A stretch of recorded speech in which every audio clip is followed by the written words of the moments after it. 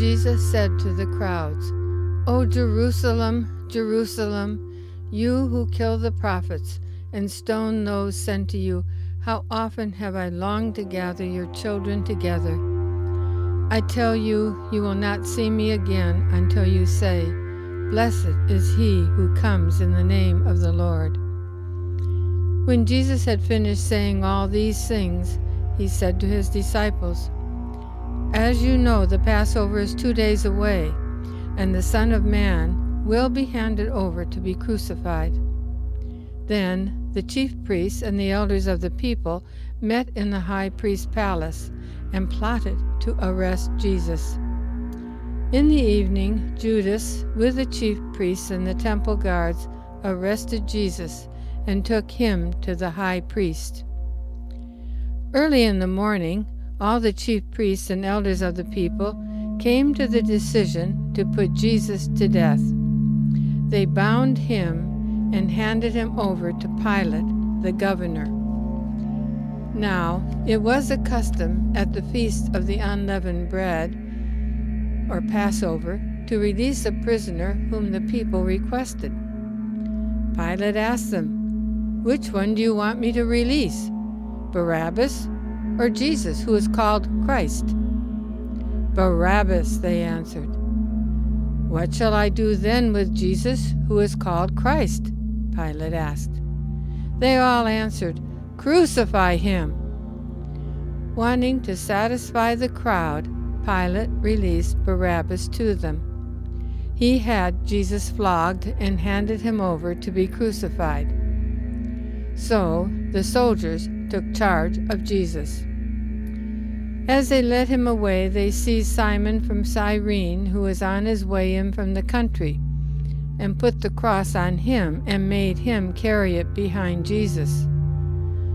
A large number of people followed him, including women who mourned and wailed for him. 2 other men, both criminals, were also led out with him to be executed. They brought Jesus to the place called Golgotha, which means the place of the skull. There they offered him wine to drink mixed with gall, but after tasting it, he refused to drink it. It was the 3rd hour. When the soldiers crucified Jesus, they took his clothes, dividing them into 4 shares, one for each one of them, with the undergarment remaining.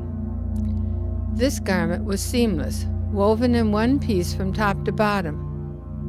"Let's not tear it," they said to one another. "Let's decide by lot who will get it." This happened that the scripture might be fulfilled, which said, "They divided my garments among them and cast lots for my clothing." So this is what the soldiers did. And sitting down there, they kept watch over him there.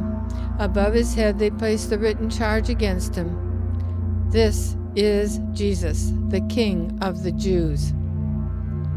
2 robbers were crucified with him, one on his right and one on his left. Those who passed by hurled insults at him, shaking their heads and saying, "You, who are going to destroy the temple and build it in 3 days, save yourself. Come down from the cross if you are the Son of God." In the same way, the chief priests, the teachers of the law, and the elders mocked him. "He saved others," they said, "but he can't save himself. He's the King of Israel. Let him come down now from the cross, and we will believe in him."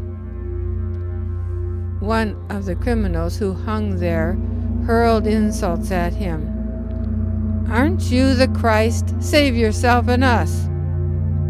But the other criminal rebuked him. "Don't you fear God," he said, "since you are under the same sentence? We are punished justly, for we are getting what our deeds deserve. But this man has done nothing wrong." Then he said, "Jesus, remember me when you come into your kingdom." Jesus answered him, "I tell you the truth. Today you will be with me in paradise." Near the cross of Jesus stood his mother's sister, Mary the wife of Clopas, and Mary of Magdala. When Jesus saw his mother there, and the disciple whom he loved standing nearby, he said to his mother, "Dear woman, here is your son," and to the disciple, "Here is your mother." From that time on, this disciple took her into his home. It was now about the 6th hour, and darkness came over the whole land until the 9th hour, for the sun stopped shining.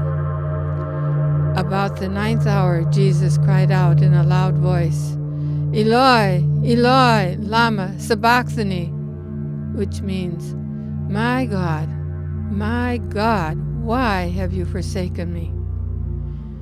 When some of those standing there heard this, they said, "He's calling Elijah."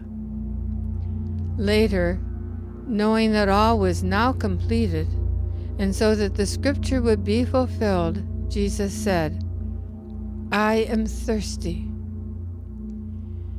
When he had received the drink, Jesus called out with a loud voice, "Father, into your hands I commit my spirit. It is finished." With that, he bowed his head and gave up his spirit. At that moment, the curtain of the temple was torn in two from top to bottom. The earth shook and the rocks split. The tombs broke open. When all the people who had gathered to witness this sight saw what took place, they beat their breasts and went away. But all those who knew him, including the women who had followed him from Galilee, stood at a distance watching these things.